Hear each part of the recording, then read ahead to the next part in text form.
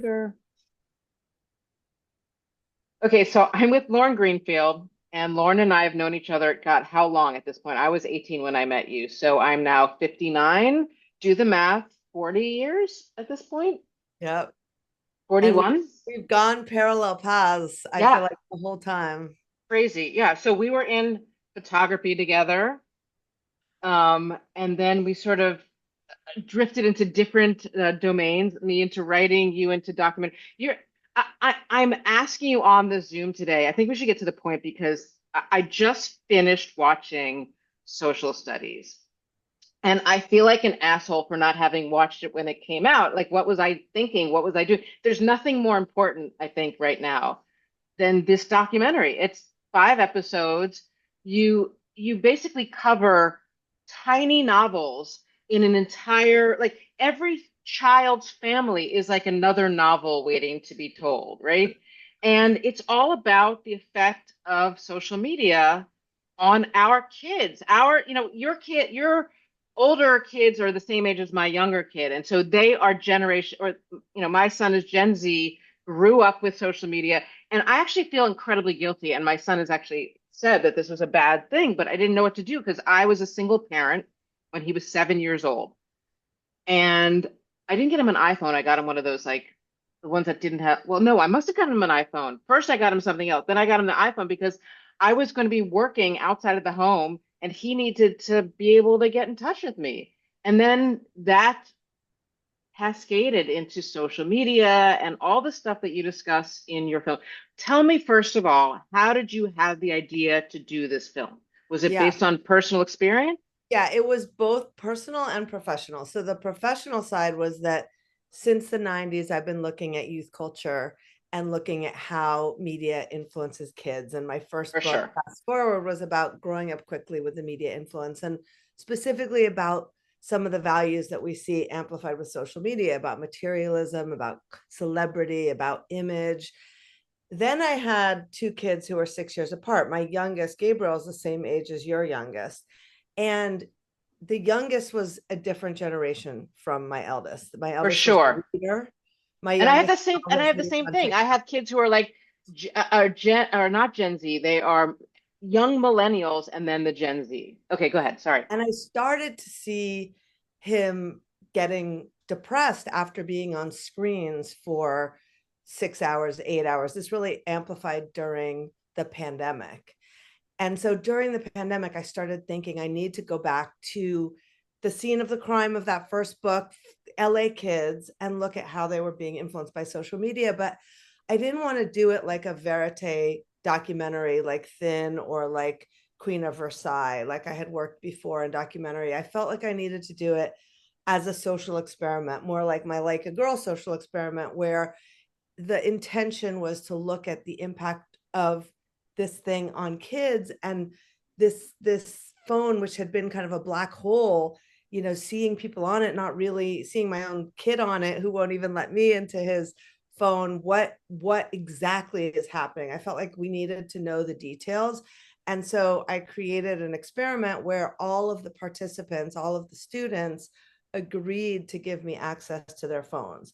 And That we was an amazing part of it. Watching their social media and their interactions and their text happen in real time, especially like the young girl who was dating Bodie and she kept lying to her mom on text and just you saw it and she was telling her friend and it was amazing.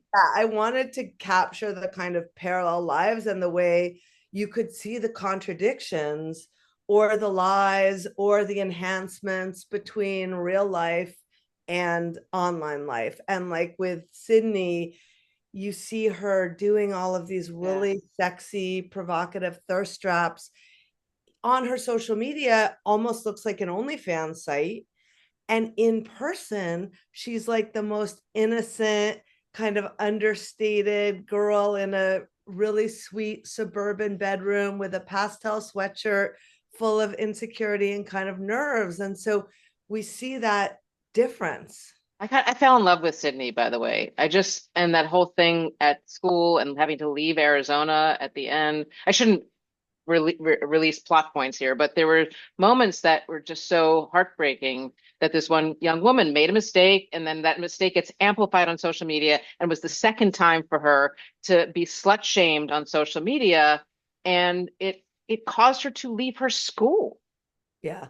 Yeah. There's Sophia has a great line in one of the group discussions where she says, growing up is fucking up, but our mistakes are there forever. Yes. The companies know that and they're taking advantage of it. And I Mm. think that's what we see is like the stakes are so high. And I think the emotional stakes and the mental health stakes are so high. I do think it's okay to give away some things about the ending because I think it's important, especially for parents, to know that there is hopefulness at the end, that these kids are amazing and they are resilient and they offer us some pathways to making the world better. The blonde girl, I forget her name, Cooper. Cooper, at the end, who says, because you have the kids sit in a circle, like it's almost like group therapy, right? And you're doing these sort of you're leading group therapy sessions, even if you didn't mean it to be that way, but that's what happened. And Cooper at the end says, I wish we had something like this in real life. I wish we could all, because you make them give up their phones. So they're sitting in this group, they can't touch their phones, they're interacting with kids they don't know, and they're bonding in the way that you and I did in college, in the real social way, not social media, but in a social way that humans have been bonding since we've been on this planet, right? That's It was exactly so right. profound. And it was so shocking to me for her to say, what if we could speak like this together outside of this room? Like the idea that that would be hard to achieve for young people just talking to each other was like mind-boggling, I think, for our generation, but it's real. Yeah. And it's I mean they keep saying this, we've been doing outreach and we've been going to schools and like, yeah, they just want to connect with each other without devices, and yet the devices are so addictive. And we see in the course of the show like Ivy tries to go off but then comes back on. Like, I think the mistake I made with my own son was blaming him for the addiction. Yeah, yeah.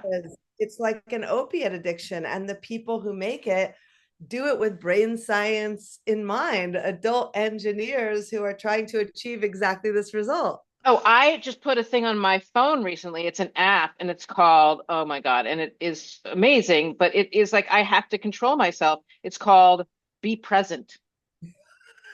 It's right here. Be present. And so it disallows me to use my phone at certain times during the day when I really want to get stuff done. And like every once in a while I get frustrated because I like was on a train and I needed to get my ticket and I couldn't get it. And I was like, how do I turn this thing off? But we have become addicted too. But the thing is, we didn't grow up with this. So we know as adults how to interact. We have dinner parties. We, meet with friends for a walk.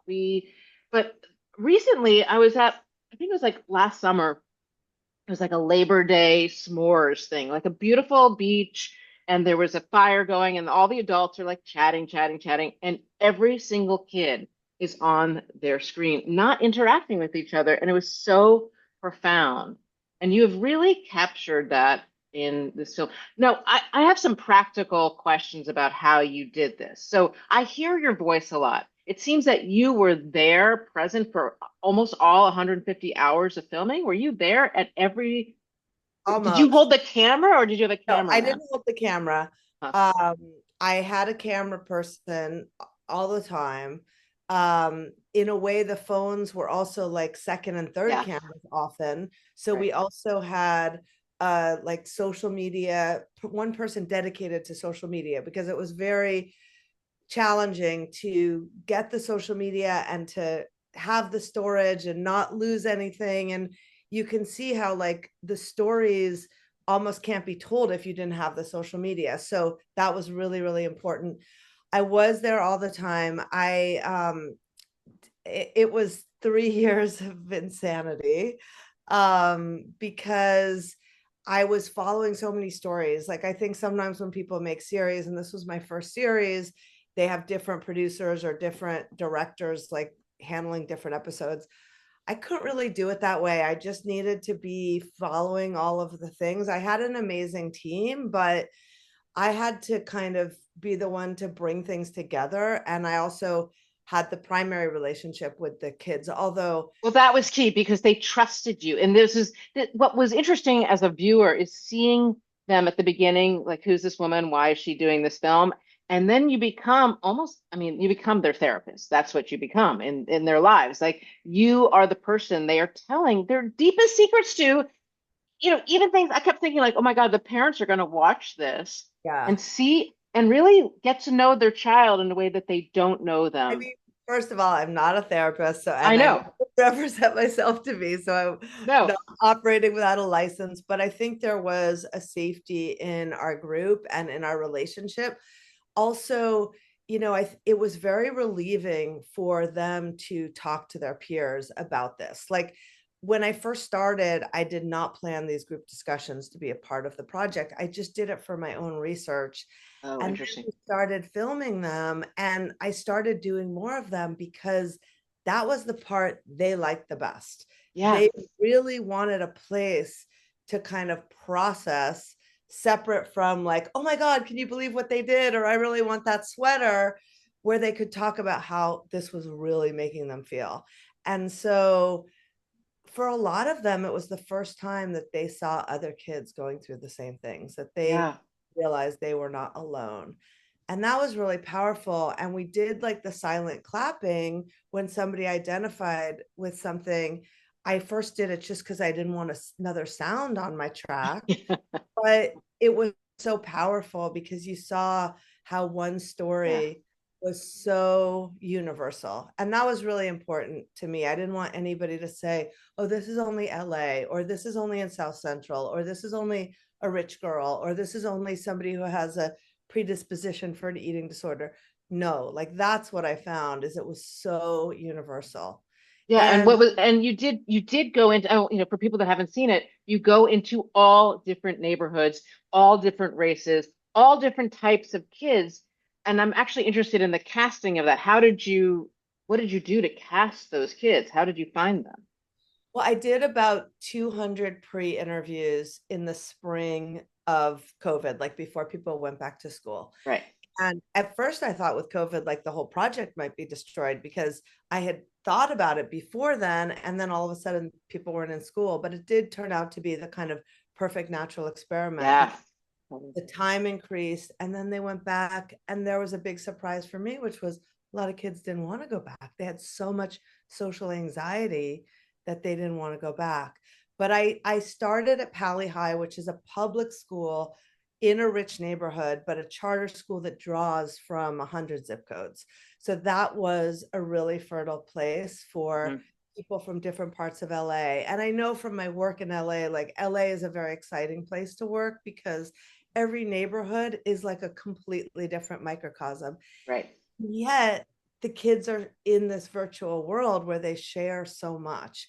And I think that was really the surprise in a way about the diversity. Like I wanted to have socioeconomic diversity, but there's also diversity with social media, like Right. how much people use. Jonathan, for example, never posts about himself. Some kids at 15 had already been canceled or had canceled somebody else. And so they all kind of brought to it different experiences. And it was interesting at the end when I was showing some of the kids before it was on TV, it was so interesting who they identified with. Like Julie, who grew up in East LA, her parents don't speak any English. She went to a very tough high school, completely bonded with Sophia and Bella, who are both kids who live in the Palisades. Bella has like the Caucasian beauty standard that a lot of the girls say they feel is prioritized on social media, and that makes them feel bad. But Bella had been slut shamed, and so Yeah. had Julie. And Yeah. that was bigger than anything. That's Yeah, that all. was an amazing moment where they said, "You're just like me." Yeah. Yeah. Those it was really about like, have you been bullied? Are you trying to start a business? Like their commonality in the way they looked up to people just had to do with their relationship and their experiences. And that was also a kind of amazing thing. Like Keyshawn, who comes from South Oh, LA, yeah. in December we had a reunion, and he said, this is like such an amazing group of people for me because I have this bond with people that I would not normally be friends with. Well, it's like what is that famous movie Seven Up? Those people became very bonded over the course of the filming. Like I would actually be interested in a follow-up to this 7 years from now, 10 years from now. Where are those kids now? Well, a lot of them don't want their children and their siblings to have social. I mean, they've really kind of come this journey, which has been amazing for me because they have been going with me to, we went to Sacramento to talk to lawmakers. We've been going to schools. We've been doing Q&As. Like they are the most articulate about what the problems are and ideas with how to solve them. And you said before we got on, I started recording the Zoom, you told me that you created a curriculum for teachers. That interests me as well. How does that work? Yeah. So we did a 250-page curriculum that's available for free for teachers. Wow. And there's also a parent guide. It's at learner.org. And I did it with the Annenberg Foundation and with Rob Greenfield, actually my little brother, who started the first media literacy program in Massachusetts for schools. And it covers all of the topics that we cover in the show, from media literacy and misinformation to body image issues to bullying, all of the topics, but through characters and through the shows that make it, I think, more engaging for young people. So Common Sense Media recommended the show for 14 and up. So we're Great. really hoping that from ninth grade on, teachers use this curriculum because media literacy, as we see from our civic life, is a life skill now. Yeah, absolutely. And then the other question I have is, so you started this because you saw your son engaging in social media. How old is he now? He's 18 now, and he So actually he's, really helped me with the project because I used him as a sounding board. And like in at the end of the first episode, there's an insane party oh that my Jack. God, that party made every parenting cell in my body like, oh my God, this is definitely what's going on. And oh, oh my God. Funny anecdote: the next party that I filmed of Jack Schwartz, my son and all his friends showed up to. Oh no. But Did he know that you were going to be there? he he knew, but he didn't want to go there. But they were supposed to go to another party, and then that turned Oh out to my be done. So God. they gave. But Jack was this icon. Like he knew Jack. Also, the kids like Jack was their favorite character. Like they kept wanting, more Jack, more Jack. And meanwhile, I think for the parents, he was the least favorite character. Well, he wasn't actually my least favorite character. He just scared me. He scared me in terms of what was possible. The drinking and the partying and the punching holes in walls and all that stuff. It was like it was a lot. It was a Yeah. lot. I mean, and so Gabriel, like when we first looked at that party went in my edit, I was going to use classical music. I use this amazing composer, Volker Bertelmann, who did All Quiet on the Western Front, and he has Mm. this amazing range. And I wanted to be able to deconstruct the scene. So to kind of take you out of the Yeah. immediacy of the scene. He's like, no, mom, you got to be in it. At that point, you got to be in it. And young people have to be in it. And Yeah. so we ended up going with more of a party music.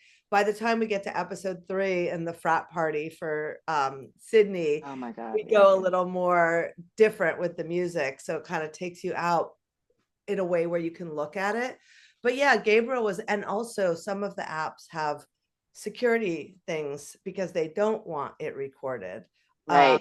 And I actually hired an engineer to help me figure out how to get it off, and he never could figure it out. And Gabriel, in the end, helped me figure out how to get the material. So Wow. That's incredible. And Gabriel's in his first year of college or just finished his first year of college? yeah, Well, anyway, I am blown away. I really do feel that one of the reasons I reached out to you is that I saw this report that came out in the Journal of American Medical Association. And that was, I don't know, a couple days ago, maybe last week at this point, and it said that social media has been shown by study to be linked with suicidal ideation. And episode 5, you really get into that three of the kids try to commit suicide? Is that what, am I correct? Was it three of them? Actually, four. With suicidal ideation and with eating disorders, it was so repetitive in our Yeah, group that I couldn't even include all of the stories because it would have right. been repetitive for the audience.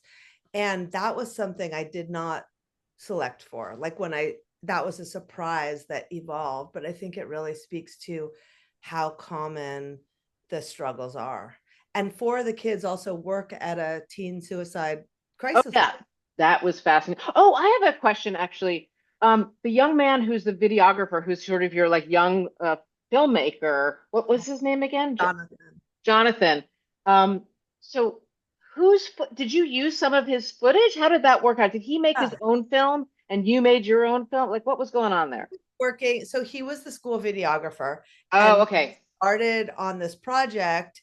He said, I'd like to make a film and I'd like to look at some of these issues too. And so he started kind of a parallel film, which also I said I started at Pali High, but I didn't end there. I ended up bringing in a lot of kids organically, whether they were siblings or boyfriends or through Jonathan. Jonathan, I met Wow. kids through him and they became part of our group. And so we kind of worked in tandem where he, would find out something and say, I think this person is interesting. I met them through Teen Line and I want to interview them. And so then I was following him, interviewing them. And that really culminates in episode 5 because it's also part of his growth as a person. He goes beyond our group, goes beyond the kids at school, and seeks out this woman, Bridget, who Yeah. lost her son.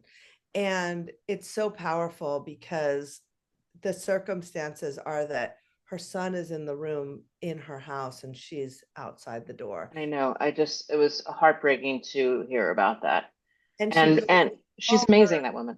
she is, and she goes to call her therapist. And when my son Gabriel watched that, he was like, Mom, she did everything a mother should do. And she feels like she did something wrong. Yeah. And I think, that really speaks to what I hope people get from the show, which is talk to your kids, watch the Hmm. show with your kids. We've had like really different reactions from parents and young people about the show. Parents are like, I'm scared to watch, or I know I should know, but I don't want to, I'm afraid to know. They also probably got their kids the phone, like Sydney said, like you said, like we all did. And kids actually enjoy the show. They Yeah. like seeing other kids. They feel relieved. They recognize things. We had a screening in San Francisco as part of San Francisco Film Education Program where they had 300 teenagers.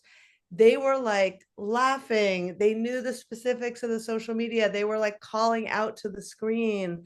The things that were so scary to parents are actually familiar, like being, getting a disgusting text from an older man, for example, Yeah. is something they could like joke about because Right. they're familiar with it. And yet, I think kids really want to discuss this and have a way to process things that are disturbing to them. I actually said to my 19-year-old son, who's the same as age as your Gabriel, Leo, and I said, I just finished watching this incredible documentary. It's a series 5, and I want to watch it with you. I really feel like I could watch that all over again. It has so much more that I want to see again, but in conjunction with him. And that's what I want parents to do. I do think this is can open up an incredibly important dialogue. And I'm actually curious in terms, dialogue wise, Nina, who is the sister of Ivy, Yeah. who comes out to his mom as trans, as a trans woman, and she's all, anti-vaccine, MAGA, Trump supporter. I mean, I don't know if she's a Trump supporter, but she seems very conservative. Um, have they come to any sort of detente, or are they both, still struggling? No, I think they are not speaking. Mhm. But Ivy, I mean, we see Vito, who's her dad, who's so The supportive. most amazing dad on planet Earth, by the way. Like, I just wanted to hug him and say, You're doing everything right, single parent. I mean, as a single parent, I know what it's like to have that burden, right? He does everything right. And he's a beautiful story because he comes from a blue collar kind of, not tolerant background. And Archie Bunker. He's like Archie Bunker, who's enlightened. exactly. And then he's like, but you love your kid at the end of the day. Yeah. Oh my I God. think with Ivy's mom too, like I also wanted to show that she really loves her kids too, and Yes. they can't speak. No, And going down these ideological rabbit holes, that story was really important to me because I think it speaks so much to what we're going through as a country, like these divisions, absolutely. which people are profiting from. Mm-hmm. Like Sophia says, the companies are profiting from, and they don't have to be. Actually, Sherry started as a progressive radio person. Like she really took a path. And I think it's a path like so many people are vulnerable to. And Ivy really tries to, you know, also have a relationship with her mom. Like you see Yeah. her really trying. And yeah, that story was something that really flowered out. I had no idea when I selected Ivy. She was this photographer, she was bohemian, she was very interested in the project. I had no idea about her family. She was also Mm-hmm. super private.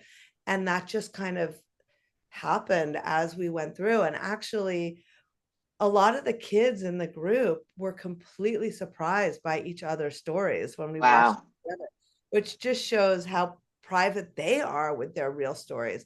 And you were saying, like, the parents, when the parents were watching the show, like, did they discover stuff? Of course. Yeah. Yeah. Yeah. I mean, I think some of the kids, I would venture to say some kids wanted their parents to learn about it this way. Like, Yes, that's what I was feeling too. That this was that participating in your film was the way that they were not coming out in terms of, trans, but coming out to who they actually were to their parents and the struggles that they've been through. Because a lot of the parents, myself included, we can be so blind, we can be so concerned with just, getting our jobs done and getting the dinner on the table and making sure there's toilet paper in the cupboards. Like we lose focus on who our kids are and how quickly they change. I've now, raised three kids from infancy to adulthood. My oldest is 30, and the swiftness with which the one child can become completely different person is something that you see on in social media. I mean, in social it studies, was yeah. amazing over the year. The growth was Oh like yeah, incredible, that natural arc, which was very exciting. And also yeah, just to see that they could get to a positive place despite all of these. It's in a way, despite the like super challenging world that we've kind of bequeathed them, they persevere and like show resilience. And I think that does give hope. There was a mother at a recent screening who said, I watched this by myself and I was like getting really sad. I have a 2-year old and I was getting really sad. But then when I heard from the kids talking about it, that actually gave me hope yeah, because totally. Me too. Me too. Absolutely. And there was, two particular stories at the end. So, what is the girlfriend of Bodhi? What is her name? Ellie. Ellie. When Ellie and her friend get together at the end, I really, really, I just was like, oh, thank God they're friends again. And then, oh my God, I'm losing my train of thought here, but there is another story. Oh, what was it? What was it? What was it? Oh, I'll think of it in a second. But there's just, you were able to, over the course of a year, see kind of a nice resolution in some of the more difficult. Oh, I know what it was. The young woman who ended up at Emory, who was dating Marley. Kayshawn for a moment. Yeah. And you're with her when she's supposed to have a date with him. She's getting dressed up. She's very excited. And then ghosts her. He texts her 2 minutes before the date's about to begin, saying, "Oh, sorry, I got my nephews." And then she, in that moment, is able to say, "You know what? It's okay." Like if Well, also cameras she were pointed calls at her me, mom. She yeah, calls her mom, and her mom's like, just yeah, because her he's mom's, fine doesn't mean he's great. right, You yeah, don't need yeah, to spread your legs like all the other yes, girls. She yeah, is so honest with her mom that Marley's like kind of laughing with embarrassment. But you see also what the sage advice of a parent at the yeah. right moment can do. Absolutely. Yeah, there were some excellent, excellent parenting in here and some less than excellent parenting. But But I you do know what? I think feel actually what's relatable. interesting is like I'm hoping some of those parents that made questionable choices can watch this and maybe learn from it, right? Because now they're able to see themselves more clearly. I mean, I'm assuming you left some of that stuff in there for their own good. Also, I think it's very relatable. Like Sydney's mom, in the first episode, when Sydney's doing all of these like incredibly provocative videos, her mom says, I don't even want to know what's on her TikTok. Yeah, And her mom has been like the show's biggest fan. She's been coming to every Q&A, and Sydney has such a beautiful arc where she finds her own voice that's yeah, not her body by the end of the show. And her mom is just 100% there. And I think, I also got my son a phone for the reason that I think a lot of us did, of safety. And what we see in the show is that safety is an illusion. Like yes. Jordan can be right next to her mom, who's a very strict, loving mom, right next to her on the living room couch. And her mom is like doing work or shopping on the internet. And Jordan is there on Discord talking to boys all over the country I know. and arranging a meetup that her mom is not allowing. Right. And she just lies like right in her I mom's know. Oh my face. God. Oh my God. Yeah. That And was incredible. and also like her mom would not let her go out in sexy clothes, and yet Jordan had this alternative wardrobe that was in the privacy sanctity of her bedroom. Right. That's where she would wear the sexy clothes and do her TikToks and talk to all of these people. So I think, that idea of like keep your kids home so they don't get into trouble is actually, a dangerous one, because we Absolutely. know what's happening online, we don't know what's happening. Absolutely. All right. I'm going to stop there because I don't want this to get too long and I want people to actually watch this and watch the film. But I'm good. Stay on for a second. I'm going to press, if I can find how to stop this. Something is different about, all right, here we go. Stop recording.